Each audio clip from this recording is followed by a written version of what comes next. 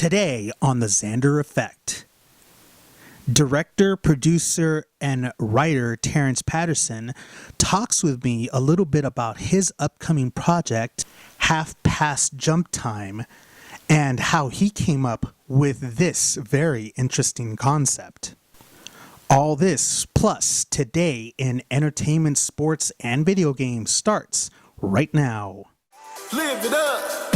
Live like it's the night of your life. You got the right to live. So go and live it up. Live like it's the night of your life. Let's start the party.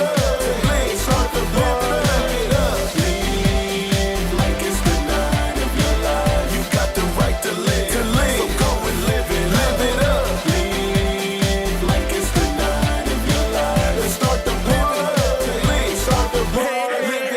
I'm dangerous like tightrope. No talking, not that up a maestro. More like that lizard from Geico. When I lick, you go psycho. Downtown, I'm more famous than Michael. My game, I gave it to Tycho. Gene Simmons of my time. Whoa, got mind control. Damn control. Up to your spine and back down to your toes. Melt you, la mama, like pile mode. Hot like the summer.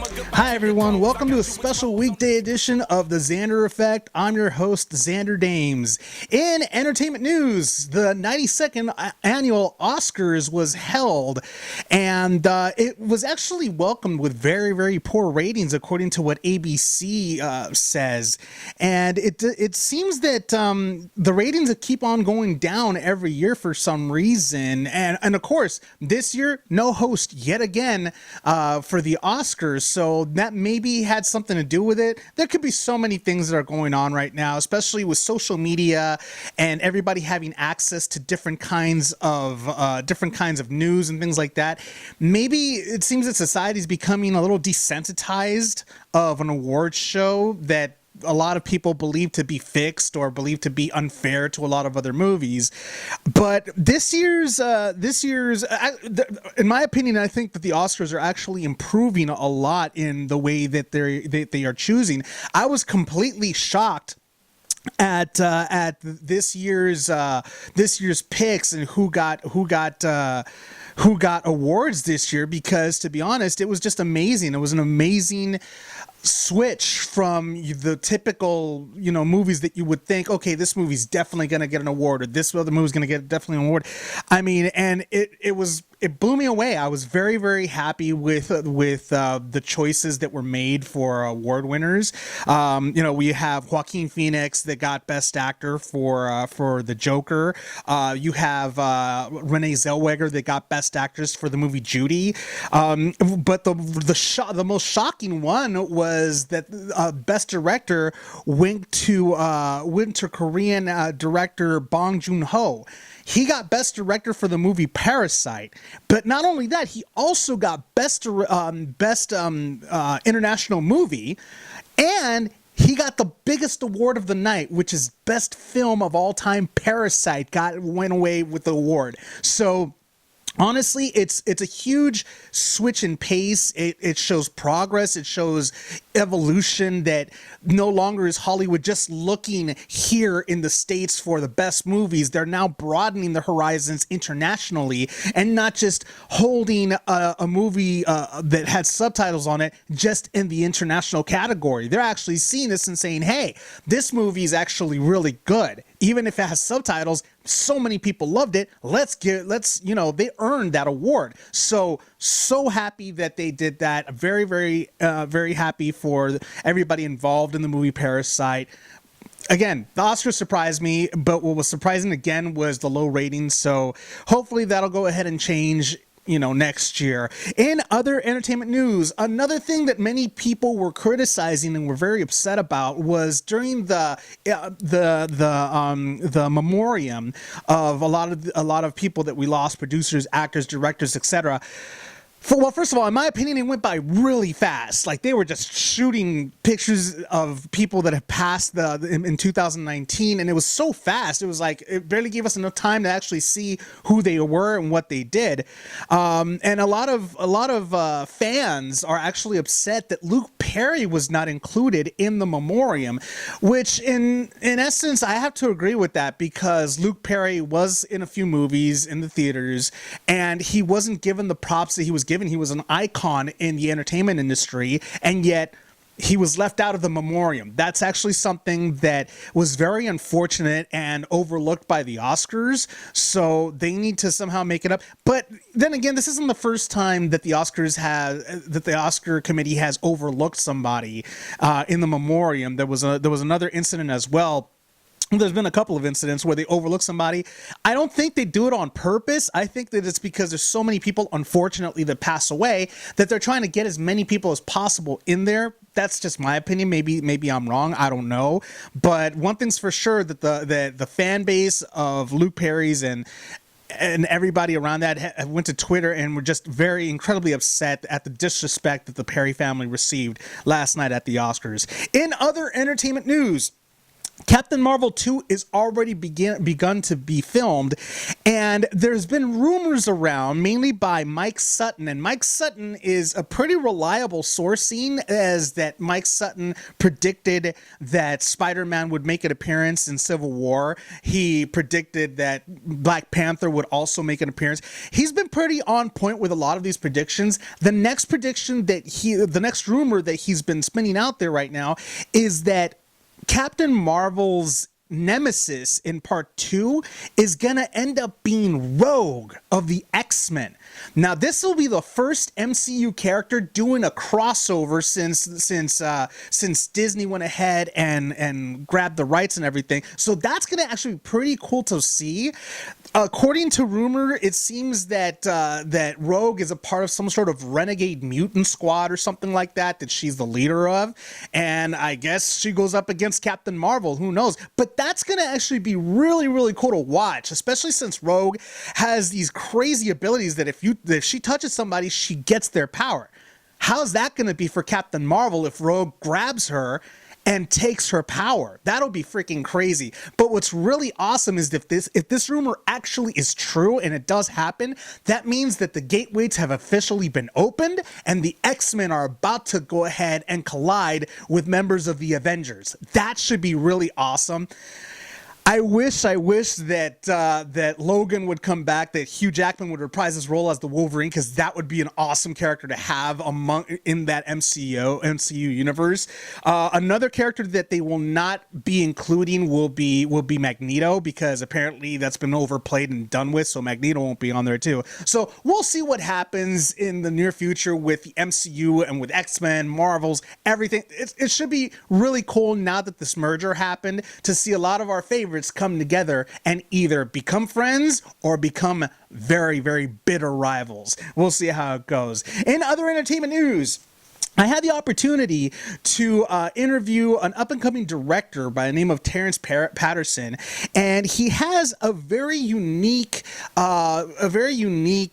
series that he's trying to build. It's called Half Past Jump Time, and this movie is very fascinating because it takes place in the 1920s and then crosses over to today via some sort of a time machine, time portal thing.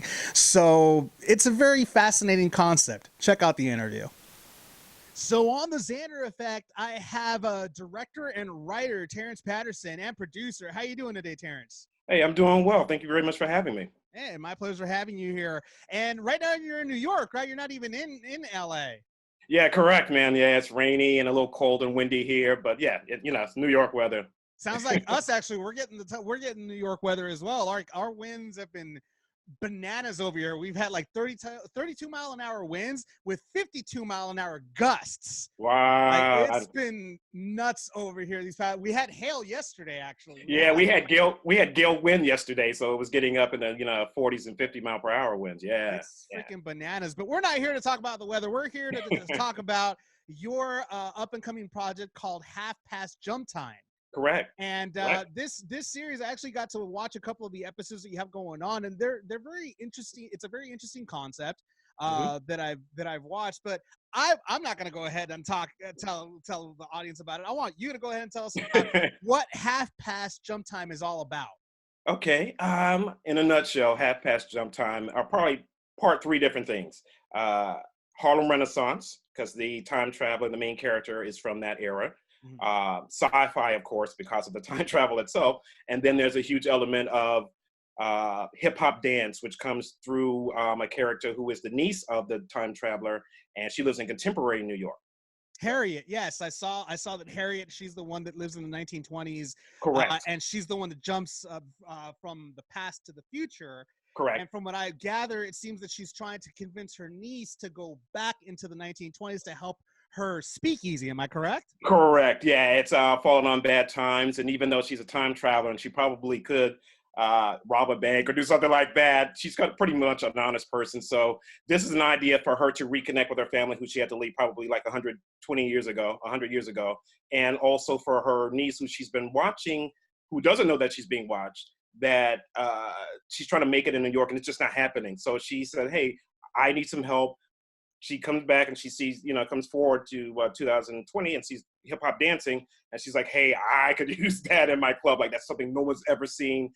And all three of those things are three loves of mine. Like the Harlem Renaissance, of course, it's just one of those eras that everybody has to gravitate and kind of relate to. Sci-fi, of course, and then hip hop. So all three of those things kind of came with this project. And you know what? I have to actually relate a little bit too, because to be honest with you, the 1920s was my favorite era.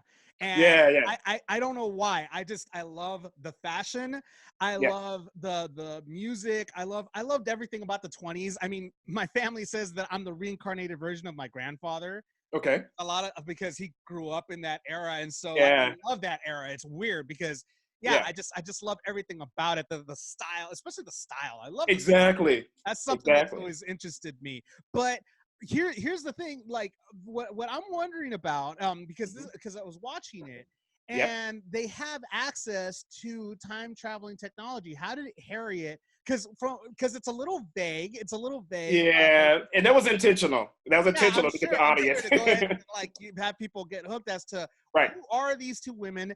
Who's Right. this council they're talking about? Yeah, that's a And, big thing. and how did they get this technology? Because obviously these two women are not from the 1920s. They're from another. I'm assuming they're from another time altogether, because obviously in the 1920s no one actually had that technology to begin with. So I'm kind of wondering Correct. where these women are from. I mean, can you Okay. put a little light on that? Sure.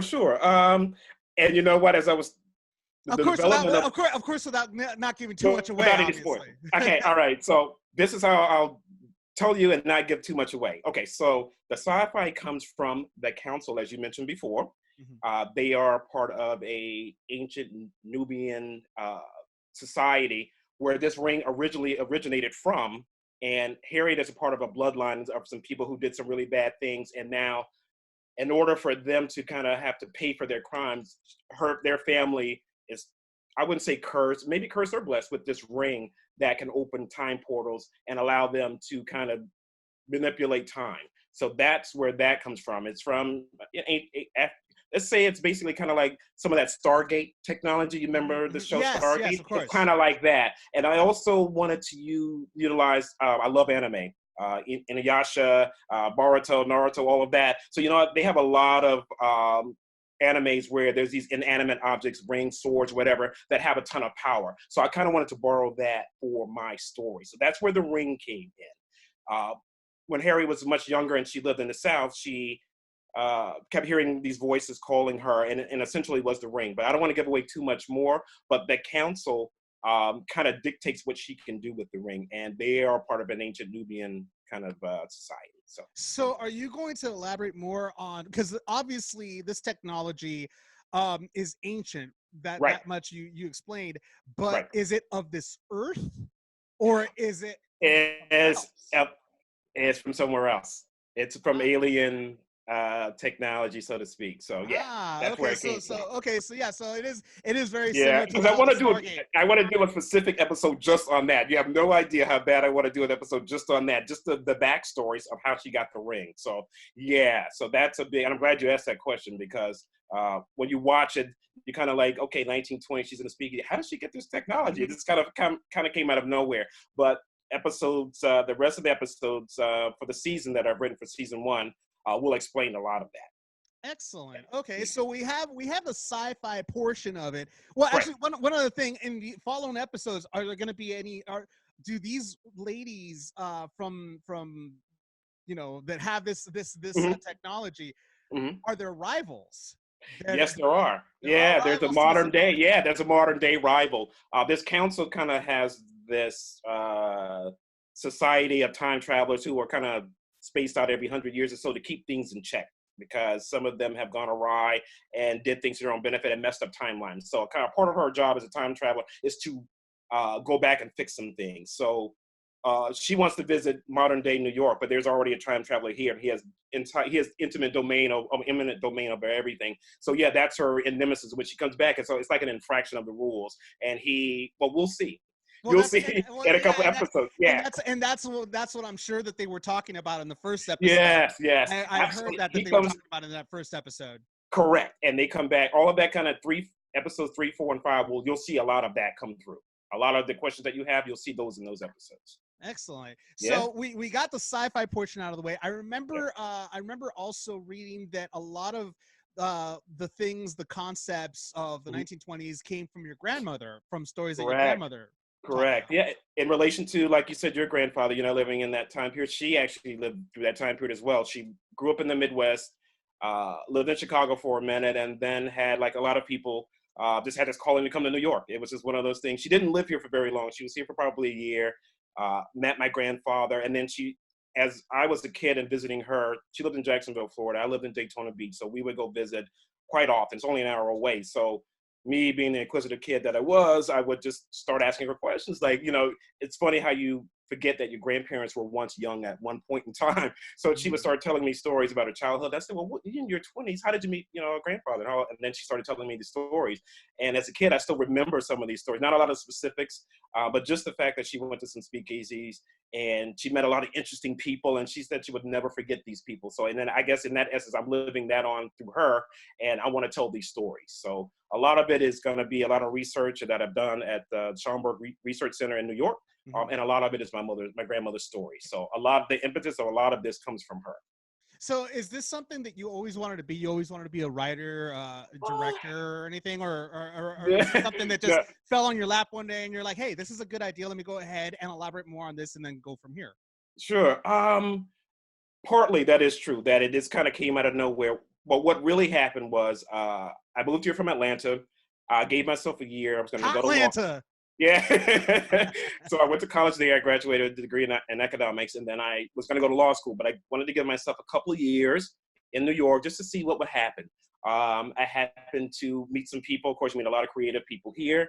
And then I started to see, hey, there's people making a living doing creative stuff, because I kind of grew up in the household where you go to college, you do law school, medical teacher, whatever it is, something professional where there's a guarantee, what they call a quote unquote, good job, a good profession, where there's security. But when I got here, after a year, I kind of let law school thoughts kind of go away. I started to produce off-Broadway plays, and started to actually take acting classes myself at HB Studios in Chelsea many, many years ago. And I started to produce a play. And the Newlyweds, right? The Newlyweds, correct. Yes, yeah, with a former producer of mine, Beverly Roscoe Simmons.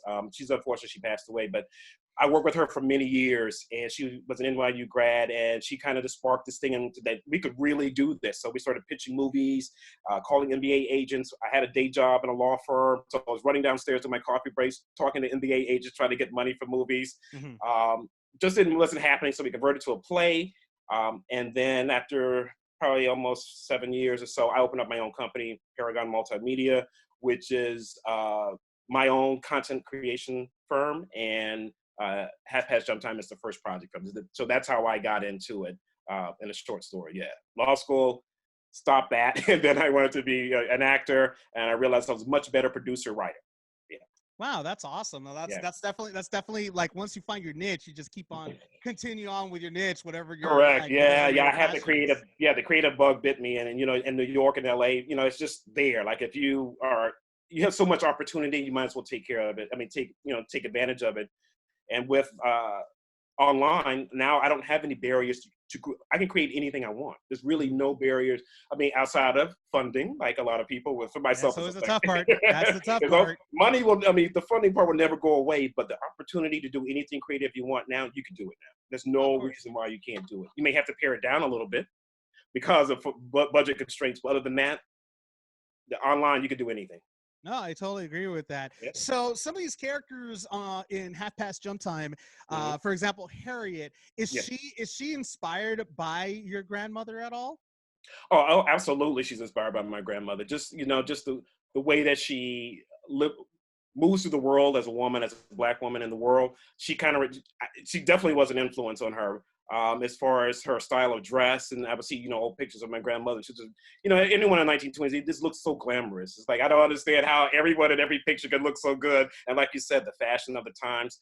So a lot of that was informed by my grandmother. Like the story, Harriet is definitely an embodiment of her.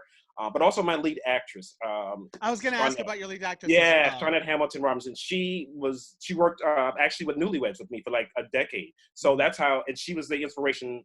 Really, when I was casting the character, I only thought of her because I just worked with her. I know she would have the nuances that I needed for the character, and she was perfect for it. And she actually helps me produce it as well. So she's been a powerhouse as far as that concerned. I do think that if it wasn't for her, I probably wouldn't get a lot of this done. And my So choreographer, yeah, and my choreographer too, Michael. He's doing a really really good job, and he's a producer as well. nice. No, that's awesome. And so that's for the characters of the past. What about the characters of the present? Who are you Yeah, yeah. inspired by? That is inspired by. I used to have a. Well, this is another whole story. Probably have another interview on this, but I had a rap label many many years ago when I was actually at the law firm and I was doing film, and also I had a small rap label, record label, mostly rap artists. And it was just interesting. They were like a few years younger than me, and just interesting to hear their stories of how they are going through life at their age. And I wasn't that much older, but a little bit older. And just the things that they were talking about, I'm like, wow, things never change. Like it's like the same things that I was going through, they're still going through. Just trying Mhm. to make it in New York or in LA, or you could Of be in course. Austin, Texas, or you could be in Anchorage, Alaska. Like it's hard to just put aside what conventional thought is and try to live your dream. So I've always been, that's always been a part of who I am living in New York. So I just wanted to manifest that in these three characters, and I want to explore that. And a lot of the stories basically just juxtaposing 1920s life with contemporary. It's really the impetus, another impetus of the story. Like my grandmother's life as as a 20-year-old something, and then their lives as 20-year-old somethings now, 100 years later, and just kind of see if some of the social dynamics have changed, a lot of the isms, be it sexism, racism, anything of that nature, economic stature, just a lot of things. Just how society, um, the thought process of 1920s, not saying it's mob mentality, but there's a certain way people lived in the 1920s. And I see a lot of that replicated now with this whole influx of money that is separating classes. I mean, it's funny how history repeats itself. And that's one of the main reasons why I wanted to do the show with these young people living their lives and Harriet being in the 1920s, and how we're going to juxtapose, seeing how things have changed, or have they changed? Have they not changed? So you're including, obviously, like you're including a lot of music in this, a lot of dance in this as well. Yeah, yeah. There's a lot of dance. I have a great choreographer, Michael Bishop. He's really, really good. He is currently a creative director for a ballet company, but he also does a lot of hip hop, and he is in that world. And he's in his 20s, so it kind of just made sense for that. So a lot of it definitely is dance, but I want to incorporate all kind of dance, not just hip hop dancing. It could be uh, a salsa, it could be something, a dance from bossa nova, it could be anything, ballet, it could be Bollywood dancing, because we can bring anything back. That's the luxury of this show. Uh, Bringing contemporary times back to 1920s, I have a lot of license to kind of do a lot of things, and it still be okay and make sense of the story. So yeah, So you got this project going on. right. Are you just focusing on this, or do you have other projects in the works right now as well? Yeah, I got a couple more. I have one that's kind of it's another sci-fi project, but it's more of an anime project. It's about a intergalactic spy who crash lands her ship in Brooklyn, and she uh, has some superpowers, and she kind of, when she gets here, she infects some women, and with because she's from outer space and an extraterrestrial, so to speak, but she does look human. She's sentient in that respect. But she affects these women, and how they're normal. They're normal people, but now they have superpowers based because they met with her, and something from her is emanating that makes them superheroes. And a lot of it, actually, the story didn't have a point of view. I just had that idea, that shell. But now that I've been reading a lot about a lot of there's this thing about a lot of missing young women who are of color, Latino and Black women. There's been this number, like 64,000 women who disappeared, be it, hopefully unfortunately trafficking or whatever the case may be. It doesn't seem to be anybody addressing this problem. So when I thought about this story, I was like, wow, she can crash land and try to address this issue. Maybe it is about her trying to find these 64,000 women, and it just kind of lends itself to that story. That's an anime. I'm trying to get that under production. The second one is a web series called The Shoe Game, which is based on a pitch that I gave to my Beverly Roscoe Simmons, who did the Newlyweds and worked for her a little bit. I pitched to her. She had a love affair with shoes, so to speak, and I like a lot of sneakers. Like, that's just my thing. Like, I just have a nice. So she gave me a challenge once. She was like, "You have this thing about shoes. I have this thing about shoes. I want you to come up with a story that makes sense about essentially about what it feels like to walk in other people's shoes." I won't give too much away, but it's going to be an episodic show. And I don't want to give too much away, but that's another story that I have as well.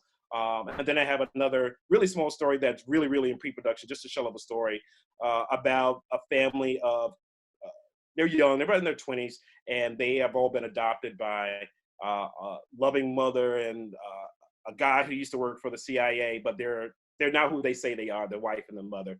And they kind of utilize these kids to kind of do some bad things for them. So that's kind of another story that I have. But I have a couple more, but it's always good. Right now, it's about creating content, but I want it to be quality. So I can push these stories out, but I just want to make sure they're in the right space that they need to be in and be casted well, and just have great people in front of the camera and behind the camera.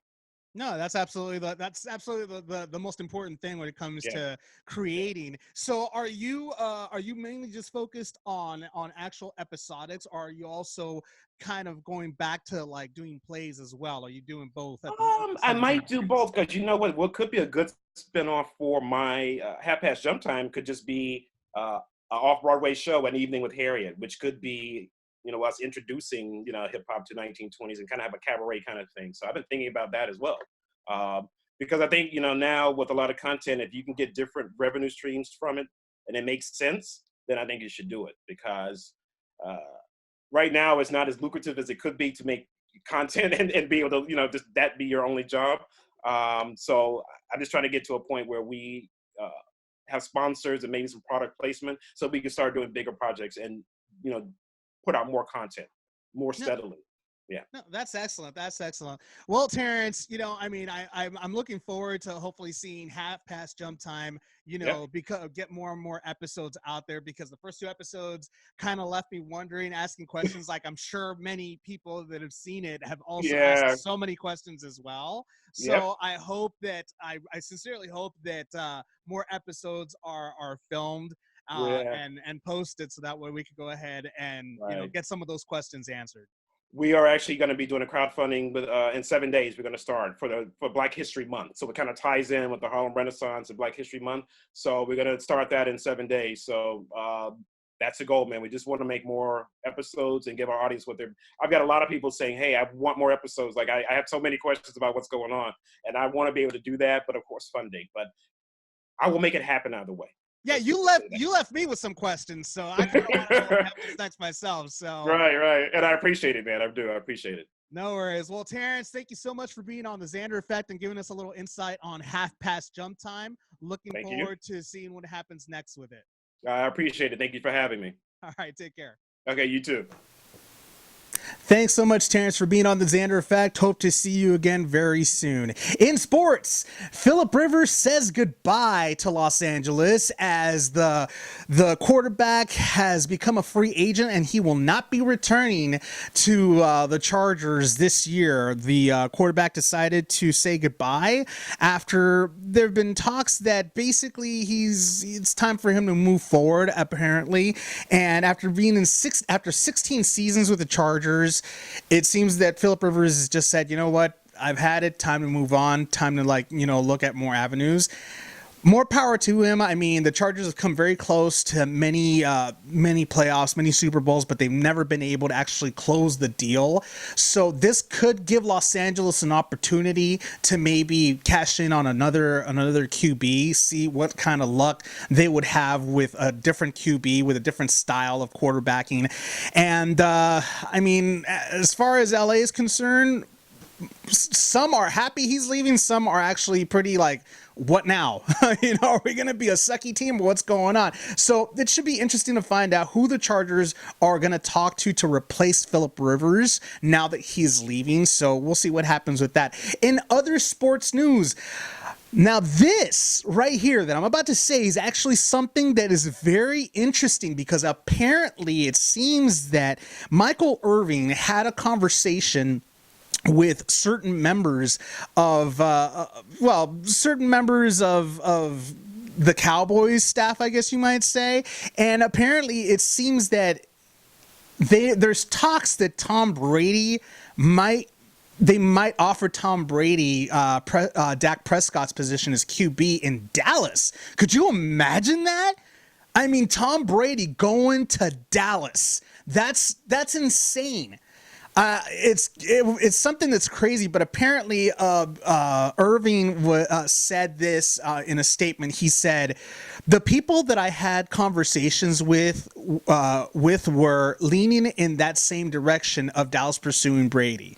It was shocking, I promise you. I had a conversation with people, I can't tell you who, about the same scenario going down." Now, he basically elaborates and says that it's not Jerry Jones. It's not. He didn't speak to Jerry Jones, but it was with people that have influence over trading and negotiating as far as the team is concerned. So if these people that are involved in this are saying this, then you never know. We may actually see Tom Brady play for the Dallas Cowboys. I mean, that's weird, I mean, that would just be weird, because Brady's been with the Patriots for years, and to see him jump ship in his last few years as a footballer, because I mean, there have been rumors Brady has been toying with the idea of retirement for a long time now. He's at that age where pretty much he should be retiring. I mean, he's getting up there in age. So are a lot of other players. As in my past episodes, I've talked with my friend Jeremy Miller about this. You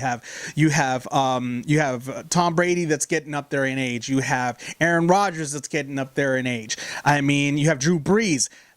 These guys have cemented incredible legacies for their teams, and it's just something that, unfortunately we all have to go through. We all get older. We all have to move on with our careers and move on with our lives, and give room for the new generation, the younger generation, so that way they could stamp their legacies on, in the ongoing seasons. But for Brady to leave New England in the last few years of his career, or maybe even his last year of his career, that's kind of a little bit of a slap in the face to Boston, because these guys idolize the guy, and if he decides to leave suddenly for Dallas, that's going to be so bad, because it's almost like the same thing would happen with Brett Favre. When Brett Favre didn't get the money that he wanted, he decided to leave Green Bay and go to a rival team. I mean, he ended his career with Minnesota. Yes, he played for the Jets, but he went to the rival team. He went to Minnesota. I mean, that is a huge slap in the face to Packer fans. And many Packer fans, including myself, were not happy with Favre for many years. So in a sense, I can understand if Boston fans were to get pissed off at Brady for leaving as well, because they're going to look at him as just a paycheck player. You're just in it for the money, not for the love of us. And I understand that, but still, these are all just rumors. Nothing is set in stone. No comment has been made by Brady or New England. Nobody said anything. This is just something that Michael Irvin was talking with somebody at the Super Bowl, and it was just a discussion that was up in the air, so nobody knows exactly what's going on. But let me tell you, that would be something really crazy to see. In video game news, Call of Duty Season 2 is here and now. It's out now. And with Call of Duty, you get the Battle Pass, which is it comes with 2 new weapons: the mobile assault rifle Grau 5.56 and the powerful SMG Strike 45. They're unlocked at tier 15 and 31. You can also earn 300 COD points and cosmetics like calling cards and weapons charms. So that's going to be pretty cool. There's also the premium stuff that you can buy, and it has the character Ghost in it as well that comes with the premium as soon as you buy it.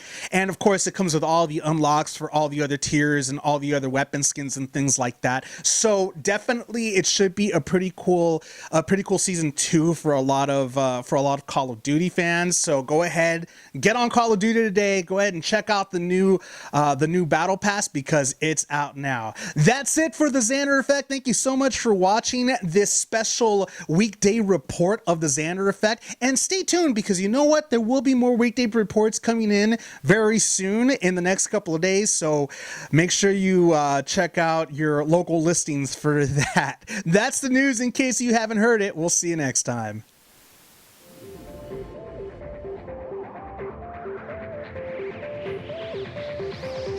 Live it up. B. Taylor, Flow Rida, live it up. Live like it's the night of your life. You got the right to live. So go and live it up. Live like it's the night of your life. Let's start the live it up. Start the live it up. Live like it's the night of your life. You got the right to live. So go and live it up.